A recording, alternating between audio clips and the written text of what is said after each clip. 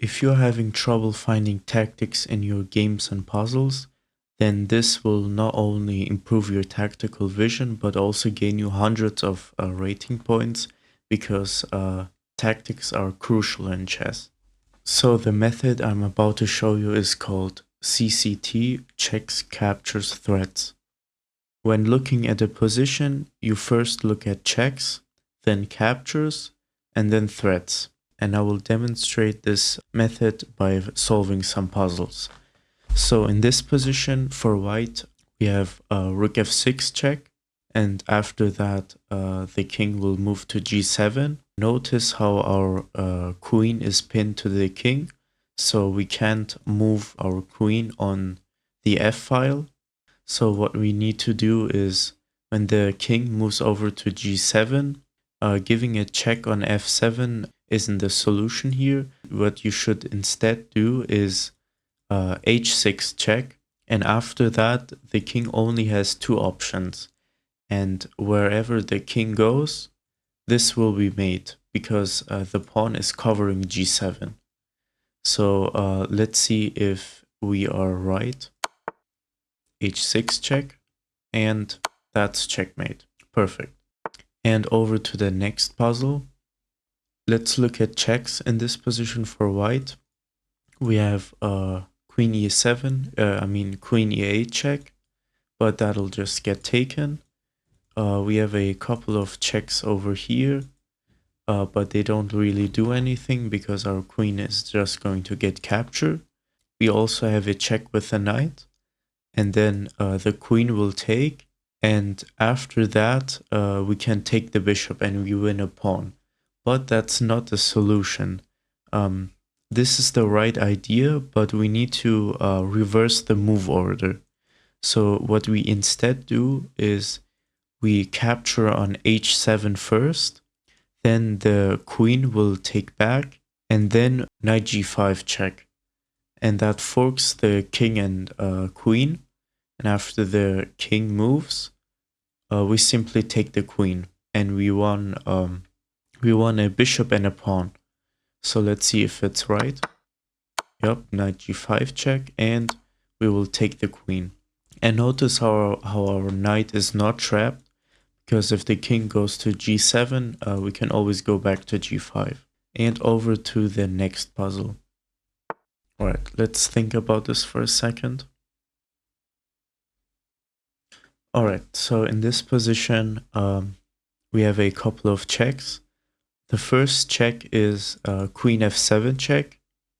We also have queen h5 check, but that'll just get captured. We also have queen d7 check. And let's calculate queen d7 check first. So after queen d7 check, the king moves to f6.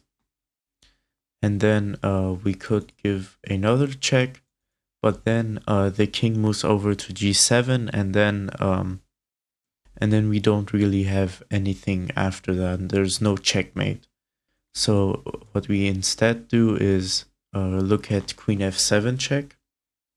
After queen f7 check, the king has no moves except to block with one of the knights.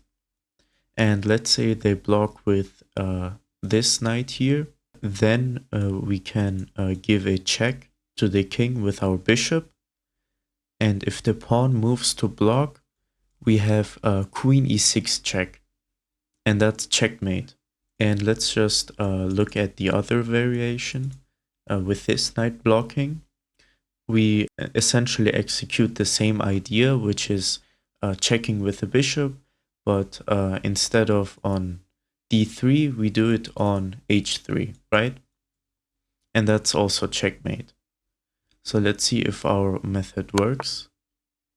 They block with a knight, and then bishop d3, and queen e6 is checkmate.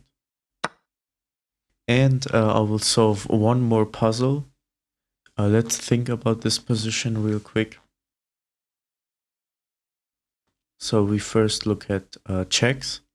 So in this position for black, we have queen f2 check.